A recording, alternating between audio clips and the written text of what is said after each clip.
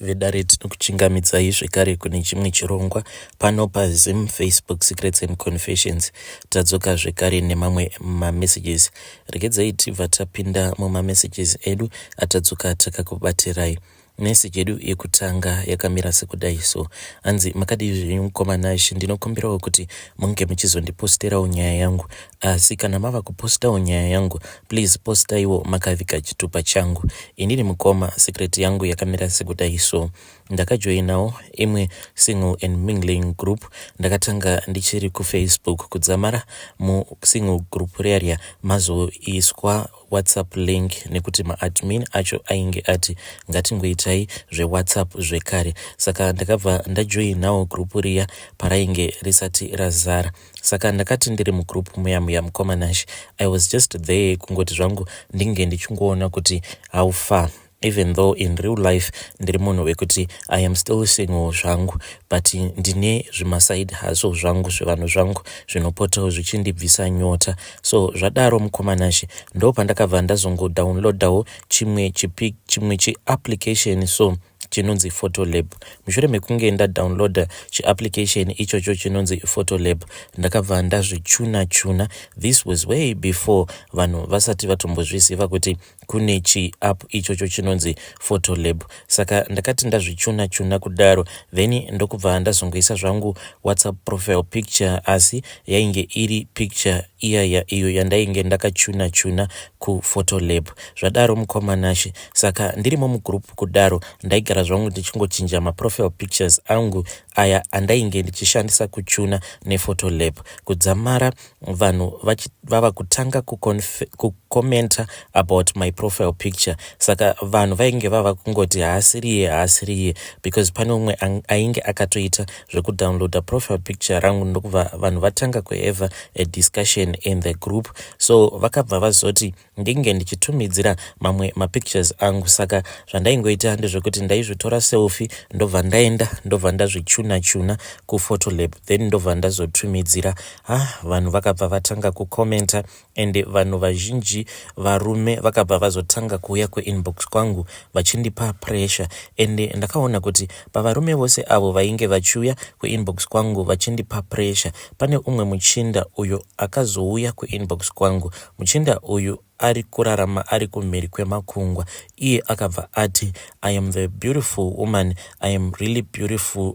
Ndiri mukadzi wekuti kubva zvaakatanga kudanana nevanhukadzi ainge asati ambosangana nemukadzi akanaka seni. Rino dambudziko nawo mukoma uyu mukomana uyu wandiri kudanana naye herino dambudziko nawo mukomanashi murume uyu wandiri kudanana naye paWhatsApp. Iye ari kuti ari kuda kuuya kuZimbabwe kuzondiona but manje inini I am feeling so nervous because mapictures acho andinomutumidzira ndinotanga ndamaedita sandizvo zvandiri. Yes, the features are there but mapictures awo ePhotolab akanakisisa kudarika zvandiri inini and ndinoshandisa zvekare nechimwe chiapplication chinozongonatsiridza like my hips nei kungowedzeredza zvima extra curves. So mukoma munhu uyu ari kuti iye ari kuda kuuya kuZim, haasati andipa zvake date rekuti ari kuda kuuya rini, but mukoma handichazivi kuti ndoita sei.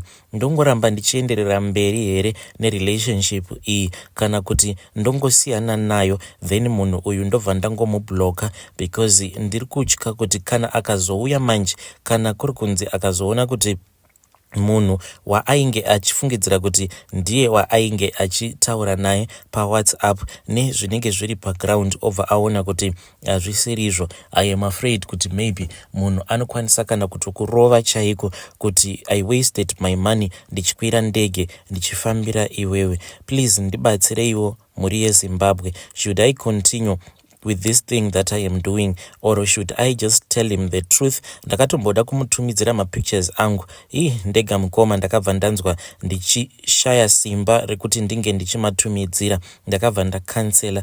But I have also fallen in love with this guy. It is only that handina kugara ndamuudza chokwadi chekuti mapictures avo andainge ndichitumidzira pagroup ainge ari mapictures andainge ndakazviwedzeredza mahips nechimwe cheapplication. Then kuface uku ndainge ndichingowedzeredza runako nekuisawo mastyles mumusoro nechifotolab ichocho. Please ndibatsireiwo. Iye kwaari anogara achingoti you are a single mother who is independent, because I can see from the way that you dress izvo kwani ihembe dzinogadzirwa neAI. Please ndibatsireiwo, muri yeZimbabwe, ndoita sei?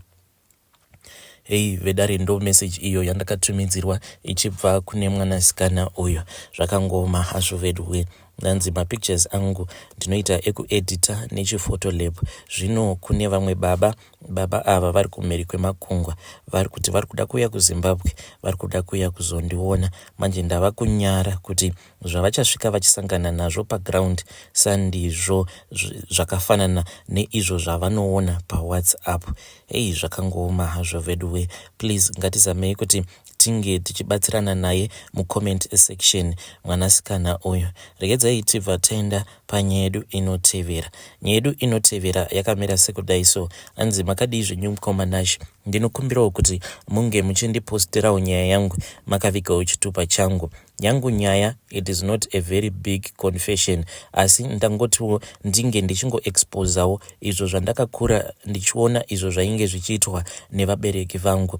Saka isusu tainge tigere zvedu kumaruzevha, then taiva nehama idzo dzainge dzichigara kumadhorobha. Saka hama dzedu idzi dzainge dzichigara kutown, baba vangu zvavaiwanzokuita ndezvekuti vaiti kana vachida kuenda kunoshanyira hama yavo iyo inenge igere kutown, vaitanga vaenda kunoteketera pane rimwe bhuru iro ratainge tiinaro. Bhuru iri rainge riri bhuru dema, ende vaiti kana vakada kuuraya rimwe bhuru rinenge ririmo mudanga, vasati variuraya vaibva vatanga vazobvisa mhepo iyo inenge yakagadzikwa pabhuru riya iro ravanenge vava kuda kuuraya, then vobva vazogadzika pane rimwe bhuru. Saka zvavaiita vaiti like mangwana kana kuri kunzi vanenge vachida kuenda kunoshanyira hama yavo, vaiburitsa dzimwe mombe dzose mudanga vobva vasiya bhuru riya riri roga mudanga. Ivowo baba vaibva vazopfugama, asi vachinopfugama kudaro vanenge vakabata chikari chedoro, then vobva vazotanga kuteketera, vachiteketera mazita evanhu avo vavanenge vachida kuenda kunoshanyira. Dzimwe nguva ivo baba zvavaiita ndezvekuti vaiwanzo kunogara zvavo pasi pemumvuri wemuti, vanenge vakabata newspaper.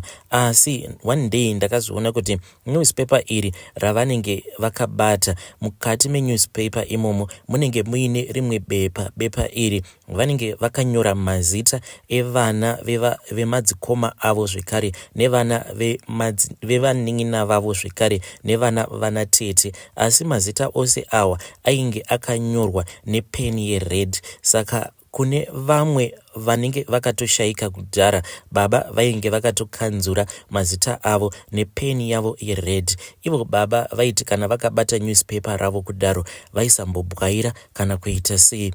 Waizoti kana waswedera pedo navo baba ndo pavaibva vazoita kamwe kakuvhundukira so, then vobva vazovhara bepa ravo riya newspaper iro ravanenge vachiverenga. Baba vangu zvangu vakazoshaya, asi ivo baba vangu vachinosvika mukunoshaika vainge vachingochema vachiita sekunge munhu ari kurohwa nezvinhu. Saka vanhu vainge vachingoti baba vangu vakazorohwa nezvikwambo zvavo. Hameno kuti baba pavakafa zvikwambo zvavo zvacho izvo zvainge zvichingonzi ndo zvakavarova, kuti vakaenda nazvo here kana kuti chii chakazoitika kune zvikwambo izvozvo, kana kuti zvinhu zvavo zvavainge vainazvo. Asi chandinoziva ndechekuti baba vangu vachiri vapenyu vainge vachityiwa nevanhu vazhinji, kunyange hama dzababa dzakatotya kuuya kumariro ababa mushure mekunge baba vashayika. Hey, vedare ndo message iyo yandakatumidzirwa ichibva kuna mukoma vedu. Zvakangoma hazvo vedu we. Anzi baba vangu vainge vari munhu wekuti vaityiwa nevanhu vemunharaunda zvekare, vainge vachityiwa nehama dzavo. Pavakafa baba vashoma vakauya kumariro avo. zvakangoma hazvo veduwe. Regedzai tibva taenda panyaya yedu inotevera.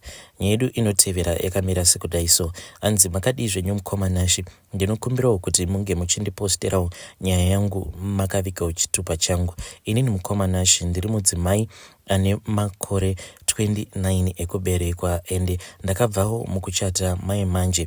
Saka mukoma nyaya yangu yakamira sekudai so. Pandakapindawo murelationship yangu nemurume wangu, iye haana kundiudza chokwadi kuti ainge aine vana vake kudhara. Izvi ndakazotozviziva mushure mekunge ndazotobvisirwa mari. Ndingangoti zvinhu izvi ndakazviziva pamuchato pangu. That is the most painful thing about my marriage right now, even though ndakabva mukuchata last month, but bundu iri riri mumwoyo mangu handizivi kuti ringapedzwa nei. Ndambozama mukoma kuti ndinge ndichingozvichingisa kuti it is okay, but still mukoma ronda iroro ririmo mumwoyo mangu handizivi kuti ringapedzwawo nei. So mukoma nyaya yangu inini yakamira sekudai so. Ndiri munhu wekuti ndakabva kare kubva ndichiri musikana wechidiki ndichingozviudza kuti ndiri kuda kuzopinda mumarriage ndichitoita zvekuchata nemukomana wangu uyo wekuti nayewo anenge asati ambozivawo chinhu chinonzi munhukadzi. Iniwo ndainge ndakazvichengetedza. So ndakazoti ndauya kuno kuJoni mukoma nekudawo kwekutambudzika, ndakasvikirawo mumaoko evamwe vatete vangu. Saka vatete vangu ava vanopindawo Pentecostal asi ndiye kuzimu. So ndakabva ndazotangawo kuenda kuchechi kuya. Saka nezira rangu then ndakabva ndazongoona kuti painge pava nekapressure kekuti neniwo ndinge ndichiroorwa, because at my age chechi iyoyo inongotanga kungokupawo kapressure kekuti it is time for you to get married. Already vakomana vainge variwo kuyouth vanhu vekuti vane twunhu twavo. So I made a proper selection ndokubva ndazosarudza kuti uyu ndiye wandiri kuda kuti ndinge ndichizopinda naye mumarriage. Then all the protocols were followed. Saka mukoma pakuzonotevererwa kwemaprotocols neniwo handina kana kuzomboda kunyanya kuzivisisa nezvepast life yake. Ndainge ndichingoona kuti mukomana uyu wandiri kuda kuti ange achizondiroora munhu ati kurei, but ndaingofungidzirawo kuti sezvo kumayouth kwainge kwagara kuinewo vanhu vainge vatobvawo zera but vasati vambopinda mumamarriages. So I never bothered myself, and iyewo munhu wekuti ainge ari very selective kuti ndinotaura nehama dzake dzipi, and iye ainge akandiudza a lot of stories about his relatives achiti kumusha kwavo kune vanhuwo vanobata. Saka I just told myself kuti let me just focus on my relationship. Then takazoti tiri pamuchato pane umwewo kakazeni sister kake. So kakazeni sister aka kakati tiri busy zvedu ndichiitwa makeup, takabva tazosara tiri 2. Then tasara tiri 2 kudaro kakabva kazoti asi Gulezi musadaro, why musina kuencourage mukoma kuti vana vange vachizovapo on his own wedding. Ndikati vana vapi? Ndo pandakabva ndazoudzwa nekakazeni sister kacho ikako kanotaurisa kuti bhudhi vacho vanga vagara vaine vana vavo vaviri ende vakatombopinda mumarriage before. All of these things, the whole family yainge yakashinga kundinyepera, because zvinhu zvekuti zvakatombobvunzwa kuti uyu murume uyu ainge achida kundiroora iye haana kumbogara here akapinda mumarriage before. Zvikabva zvangonzi kwete haana kana kumbogara. Even vana vakasarudza kuti vange vachiwandisa vana. Kunyange patakazomboenda kumusha neniwo handina kana kumbogara ndafungidzira kuti munhu ane vana, because vana ava even though vainge vachigara namai vake, patakaenda ikoko ndakatosvika paine vamwe vazukuru, meaning kuti vana ava vakatombotorwa vakabva vanowandiswa. Hanzi at that time vakabva vazombotorwa navatete hanzvadzi yake vainge vachigara kumba kwavatete. Then patakazodzoka kuno kuJoni vana vakabva vazodzokera vakabva vazotanga kugara nagogo vavo zvekare. So mukoma ndakati ndaziva zvose izvi, it was already too late tainge tatova pamuchato, but throughout the wedding ceremony I was not feeling okay at all. I had a lot of questions dzekuti ndainge ndichida kumubvunza zvekare, ndainge ndichida kubvunza hama dzake. Muchato wakazoti wapera ndo pandakabva ndazotanga kumubvunza. Ndakati ndamubvunza iyewo akabva atanga kuita that victim mentality yekuti akabva atanga kuti ndakatya kuti kana ndikakuudza mukadzi wacho uyo wandakambogara naye munhu wekuti haadi kundiona ndichifara, haadi kundiona ndichibudirirawo ndichiitawo zvinhu zvine musoro, and she didn't want me to get married again. Saka I was trying to protect my relationship.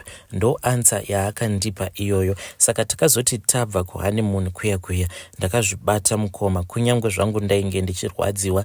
Takazoti tadzoka ndo pandakabva ndazokonfronta vamwene vangu ndikabva ndati, so mama, is it true kuti makatombowandisa vana musingadi kuti vana ava ndinge ndichivaona? Then vamwene vakabva vati, yes it is true muroora. Ndokubva vazondiudza kuti muroora wavo uyo ainge ambori muroora wavo, hanzi munhu wekuti ainge akambodestroya my current husband's past relationships, because hanzi aiti pose paanozvizivira kuti uyu husband yangu ava murudo, then aibva azotanga kuita zvimwe zvinhu zvinokonzeresa kuti iye ange achizoda kudzoka mulife yehusband yangu. So mukoma, right now I am confused. Each and every day murume wangu anogara achingozama kundishingisa kuti we should continue with our marriage, but inini ndiri kunzwa kuti hazvisi kundiitira.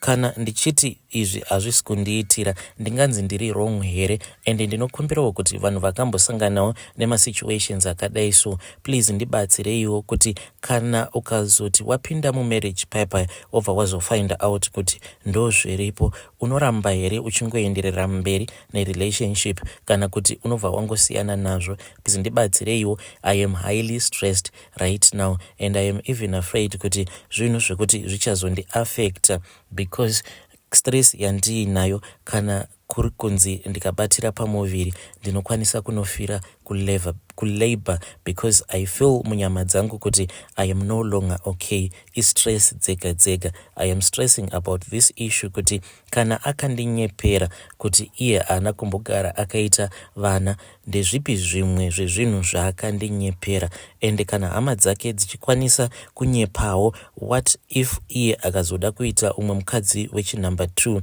Havazongonyeperi here umwe mukadzi iyeye waanenge ava kuda kuroora obva vazongomuudza kuti haana mukadzi? Please ndibatsireiwo ndisati ndazvarira munhu uyu. Pandakataura nasisi vangu, sisi vakambondiudza vakabva vati, wadi wambobayiwa dhepo, then obva wamboona kana kuri kunzi muchazoita mwana, mobva mazoita zvenyu mwana after 1 year, wava sure kuti mukadzi wacho uyo ari kunzi anombopota achidzoka by force haazodzoki. Please, zvinoita here kuti ndinge ndichienda kunobayiwa dhepo in secret iye asingazvizivi? Uye kana ndikabayiwa dhepo iri pandinenge ndava kuzoda kuzozvara harizondiaffect here? Help me please.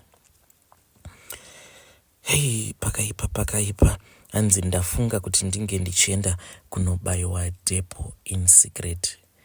Zvakangoma hazvo vedu. Please ngatizamewo kubatsira vahanzvadzi vedu ava vachangopindawo muwanano. Let us try to help in the comment section.